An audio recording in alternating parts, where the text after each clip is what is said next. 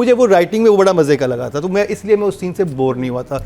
और मुझे ये था कि 3-4 एपिसोड खींचे ना इस बात को। और जो अच्छा हुआ कि जो छोटी माँ को भी आके फ़ौरन बता दिया ना उन्होंने कि मैंने कहा अब सुनीता आएगी, फिर वो पता नहीं क्या होगा, फिर 2 एपिसोड गुजरेंगे, फिर वो राब्ता होगा, लेकिन वो कहती नहीं वो थक करके आए, रेस्टोरेंट में मिले, सारी बात बता दी, उसको क्लियर हो गया, प्लान भी बन गया। तो मेरे लिए तो ये एक पेस ठीक थी कि आप सम टाइम नफरत में इतने आगे चले जाते हैं कि आपको ये भी नहीं पता होता कि आप अपनी औलाद को कह क्या रहे हैं।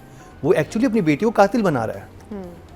ये और क्योंकि आप इतने ब्रेन वॉश हो चुके हैं, समटाइम आप कहते हो ना कि वो इंसान सुसाइड बॉम्बर कैसे बन गया या कुछ भी ऐसे, क्योंकि ब्रेन वॉशिंग जो होती है वो आपको किसी भी एक्सटेंट पे ले जाती है, अच्छे खासे सुलझे हुए इंसान को भी किसी भी लेवल पे।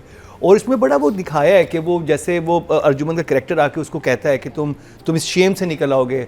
और फिर ये नहीं था कि वो अचानक उसके अंदर इतनी नफरत भरी है, क्योंकि उनको पता था कि ज़मीन इनकी थी, ये शेर ज़मान ने कब्जा किया था उस पर, जो पिछली स्टोरी सुनाई है जिसमें सारी वो आपस में तो पहले फ्रेंड्स है सारे, वहाँ पे जो शेर की माँ बोल गई है, तो कॉन्फ्लिक्ट वहाँ अच्छा डाला है कि वो अली ताहिर भी बोलता है उसको और सुनाता है, और अली ताहिर बहुत बुरी बात बोल के जाता है नबील को, तो नबील के अंदर नफरत भरती है, वो जस्टिफाई होती है कि उसे एक्चुअली इतना वो हुआ है, और वो चाह रहा है कि ये मर जाए, क्योंकि अगर वो मर जाता है शेर तो सारा ट्रांसफ़र हो जाएगा ट्रस्ट में पैसा, और ये ज़मीन वो बिल्कुल ही उस पर आ जाएंगे, रोड पर आ जाएंगे। तो कह रहा है कि यहाँ से मैं बदला लेता हूँ, फिर तो कुछ बचेगा ही ना इनके पास। तो उसका अपना करेक्ट, इनको तो ट्रस्ट का नहीं पता। नहीं पता है कैसे वो उनको पता चला है कैसे? सुनीता के थ्रू ना, सुनीता की घर की बहू है, सुनीता गई थी वहाँ पे, उन्होंने ट्रस्ट के बारे में सुनीता को भी मैंने कहा था लास्ट टाइम कि उसको कैसे पता चला, वो तो घर में कोई से बात कर नहीं सक रहा। वो जो नहीं, आई थिंक वो सिर्फ अपनी इज्जत बचाने वो इसलिए क्योंकि उसने कहा था भी शेर जिंदा है, माने ट्रस्ट वाली उनको सारी बात का इल्म है। सुनीता ने अपने हस्बैंड को बताया, इनको सारी बात का इल्म है कि वो शेर को ये दिया जा रहा है। मुझे तो बिल्कुल क्लियर नहीं हुई, मुझे तो क्लियर हो गया था। अगर आप कह रहे हैं एक सीन होता तो ज्यादा जस्टिफाई होता कि उनकी फोन टॉक दिखा दी जाती कि वो उस घर में उससे इन टच है। तो सही है। तो ये मुझे तो जो मैंने खुद एक मुझे समझ आई थी वो ये था।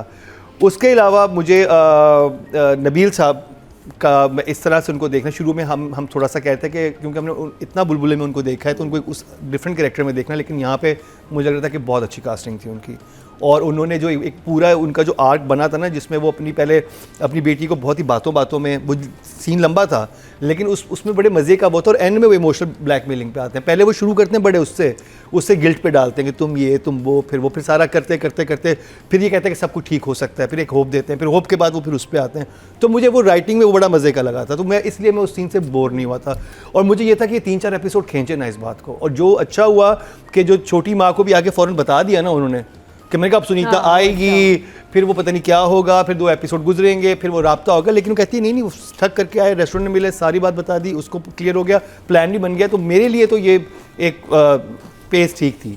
हाँ, वो जो 1-2 सीन थे उसकी मैं राइटिंग डायरेक्शन में बात करूँगा जो मुझे बड़े ऑड लगे थे, बट आई थिंक मुझे अच्छा मज़ा आया शेर देखने का, बोर नहीं उसका जिक्र किया, लेकिन मैंने इसको डिफरेंट उसमें देखा।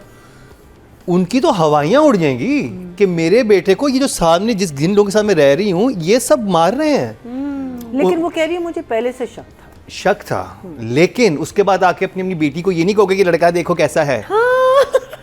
मतलब हेलो, आपके बेटे को जो कि आपकी लाइफ लाइन है, जिसकी जान को खतरा है, उसको इंजेक्शंस लग रहे हैं, उसको पागल बना रहे हैं। मुझे ये पता है, कह रही है कि मम्मी हम वेट करते हैं। वो बेटी कह रही है कि मम्मी हम वेट करते हैं, मम्मी को अलग ही आग लग गई पता नहीं क्यों। मम्मी ने लगता है नए कपड़े मंगवा लिए, जगह से कोई ऑर्डर आ चुका है, तो उनका कि जो मैंने अभी सब कुछ किया हुआ है। वैसे मम्मी का मेकअप बहुत ज्यादा, छोटी मम्मी का बहुत ज्यादा है, बनता नहीं है। अदिका का मुझे नहीं लग रहा जो आपको लग रहा है, मुझे उनकी तैयारी बहुत ज्यादा लगी। नहीं, मुझे सेम लग रही है, लेकिन she because of the thing that you said and the fact that she was much planar before, she suddenly gone into exactly.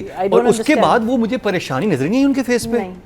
मतलब किसी को पता चले, मुझे सिर्फ ये पता चले कि मेरे घर में कोई जानवर है, उसको कोई वैसे ही कोई वो दे रहा है, सिर्फ इवन जानवर, मतलब जानवर निकालना नहीं, आप सीधा सीधा मार जाए, माँ के नाम पे सारी प्रॉपर्टी जाके लेके आए शेर को गाड़ी में बिठा के, ले आओ। वैसे मुझे वही समझ नहीं आ रहा है कि उसको भगाना भी क्या, लेके आए कहीं और ले जाए। हाँ, स्टोरी में मुझे ये लगा क्योंकि उसके पास तो चलो उसको ये भी डर है कि ये पता नहीं क्या कर सकते हैं, ये बहुत खतरनाक लोग हैं, इन्होंने हस्बैंड को भी मारा होगा, जब तक वो स्ट्रांग ना हो जाए, वो अकेली है ना खातून, चलो वो भी समझ आती है क्योंकि उसे समझ नहीं किस पे ट्रस्ट करे। लेकिन उसके बाद वो सीन बेटी को शादी वाला नहीं बनता था, उसके बाद तो उनका तो हुलिया शुलिया सब चेंज हो जाना चाहिए था। आपको इतनी बड़ी चीज़ पता चली है, इतनी बड़ी चीज़ पता चली है, वो मुझे बिल्कुल नज़र नहीं आया उधर। वो अपनी वैसी तैयार थी, स्पेशली बेटी को, वो तो अपनी बेटी को साथ बिठाती। आप सबसे पहले किससे बात करेंगे? अपनी बेटी से कर, बेटी को तो आप ट्रस्ट करती हो। रात दिन मैंने कहा चलो अपनी बेटी को बताएंगे हम इस पोजीशन में हैं। जब आपके घर पे अटैक होता है सबसे पहले अपनी फैमिली को वो लेते हो ना, उनकी इमीडिएट फैमिली कौन है? बेटी, सगी बेटी, उसको भी नहीं बता रही, उसको शादी के लिए वो किए जा रही हैं और वो परेशानी में कह रही कि मैं शादी कैसे करूं। हाँ, शादी उस वक्त जरूरी थी अगर माँ को पता होता कि लड़का हरास कर रहा है। I was just thinking that. हाँ, फिर वो कहती कि मैं तुम्हें तो सेव करूँ ना, मुझे नहीं पता कि क्या होने वाला है। तो उनके कैरेक्टर में बहुत लेयरिंग आ सकती थी, जो कि वो सारी लेयर मिसिंग है, और जो कि मुझे लगता है राइटिंग में बाकी सिचुएशंस बहुत स्ट्रांग बनाएगी, लेकिन इस कैरेक्टर को थोड़ा हल्का राइटिंग में भी रखा। ने सही कहा ना कि जब भाई तुम्हारा हॉस्पिटल में, शादी क्यों कर रही हो? हाँ, उसने सही बात वो सही कह रहा है, लॉजिक था उसमें। और वो इधर बहुत सारी मजे की चीजें हो सकती थी जो कि करनी चाहिए थी। तो छोटी माँ ने माँ जो है उन्हें थोड़ा सा मायूस किया है। और वही बात कि जो एक लंबे लंबे फ्लैशबैक, मतलब वो लड़की जो है, जो उसकी बहन है शेर की, वो जो एक कमरे में आई है, वो 40 सेकंड तक कमरे में यूं घूमती रही है सोचते हुए, जबकि वहाँ पे उससे बेहतर वो भी खैर बाद में आया था, जो कि इनका ख्वाब आ गया था फजर का। जो फजर का बाप बोलता, उसका ज़्यादा फ्लैशबैक अगर फ्लैशबैक डालना ही है आपको ड्यूरेशन के लिए, तो वहाँ पे आप देखेंगे उसको कितनी कश्मकश में डाल दिया है। उसके लिए तो ख्वाब आया, लेकिन ये जो इस बहन को 1 मिनट तक जो उन्होंने दिखाया है शेर की, वो अननेसेसरी था। बहुत अच्छी situation, because she's not even like, you know, like she's not even not, I'm not saying a main character, but the character is not important enough to give it that meaning. अगर आप उसको इतनी importance दे रहे हो तो उस scene का कुछ मकसद होना चाहिए। सीन का कोई मकसद नहीं था। हाँ, या तो वहाँ पे माँ इंटर हो जाती, वो माँ को बताने लगती, हाँ, फिर वो माँ कोई और जिक्र कर देती और वो फिर वहीं पे हो जाते, कुछ उसका बनाते। मैंने देखा जो अच्छे ड्रामे हैं ना, उनमें सोफों पे बिठा के बातें नहीं होती हैं इतनी देर। There is movement, somebody entering, leaving, getting up, उधर जाओ। ये पुराना स्टाइल है और लेजी स्टाइल है ड्राइंग रूम टॉक। तो इस वजह से मुझे लग रहा था कि वो जो टेंशन, जैसे भैया जी ने कहा कि खुले में सारी बातें हो रही हैं, बहुत सीक्रेट बातें भी, तो उससे जो टेंशन होनी चाहिए सीन की वो कम हो रही है। और फिर ये कि जहाँ पर एक्चुअली एक्सप्रेशन होने चाहिए थे, टेंशन, क्योंकि वो एक्टर जब परफॉर्म करेगा तो हमें भी टेंशन होगी ना, उन्हें टेंशन ही नहीं हो रही। वो बहुत टेंशन में, उन्होंने कहा शकूर इधर आओ, पहले ना 2 किलो वो ले आना प्याज टमाटर, उसके बाद जो शेर साहब है ना उनको भगा देना, हाँ भगा के उनको उस वाले घर में ले जाना, शाबाश। वो बड़ी सीरियस है। और मुझे लगता है कि भगाना, जो ये जो शेर का भागना था ना, इसका बिल्डअप ज़्यादा अच्छा लिखा होना चाहिए था। वो बहुत मतलब ये आया कहाँ से शकूर एकदम? वो चलो उनका कोई होगा, एक मुलाजिम है जो कि उनका वो है, लेकिन वो जैसे उसने कहा ना कि पीछा दरवाजा खोल के वहां से निकाल देना, को लग रहा था कि बस ऐसे ही बस एक अच्छा, खाना पूरी की गई है। शकूर इतनी इंपॉर्टेंट बात हो रही है इसमें, उन्होंने यहाँ खड़ा कर दिया शकूर को, और यहाँ बैठी बात हो रही है। हाँ तो शकूर उनको ना ले आना। अरे क्यों, सामने सामने आ जाओ कहीं। वो मुझे वही ना, भी इतनी अजीब, आपने देखा था? हाँ, उधर पीछे बैठा शकूर, मेरे बेटे को ना भगा देना पागलखाने से। अच्छा देखो पकड़े ना, शकूर पीछे। जी मैडम, मैडम हाँ देख भी सकती हो तुम, इतनी इंपॉर्टेंट बात आप सामने कहते हैं, आवाज आहिस्ता करके ये करना वो करना। ठीक है शकूर, पकड़े ना जाना।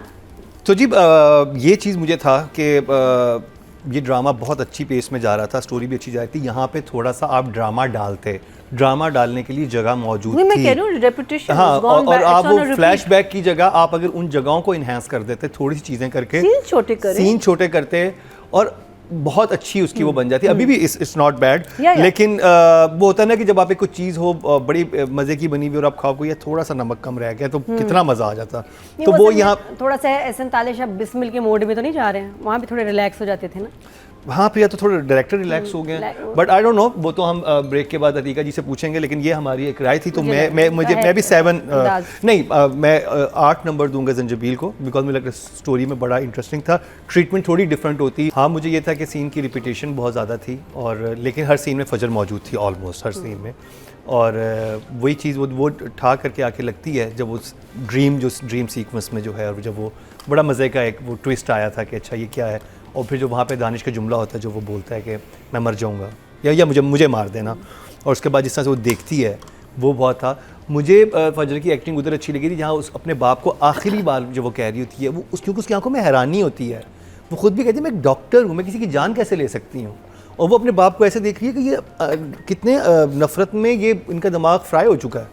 वो लुक उसकी आंखों में थी कि उसे समझ नहीं आ रही थी कि ये कैसे एक बाप कह सकता है, क्योंकि डायलॉग में ये बात नहीं थी। मैं कहता कि डायलॉग में ज़ंजीबील को वहाँ पे लिखना चाहिए था कि अबू आप मुझसे कत्ल करवा रहे हैं किसी का, लेकिन उसके एक्सप्रेशन में ये बात थी जो मुझे उस तरह से ट्रांसलेट होकर पहुँची। तो ये बड़ी बात होती है कि अंडर करंट क्या बात चल रही थी वो उसने अपने एक्सप्रेशन दिखा दी, क्योंकि वो हैरानी यही थी ना कि कह क्या रहे हैं आप, कहते ये क्या है।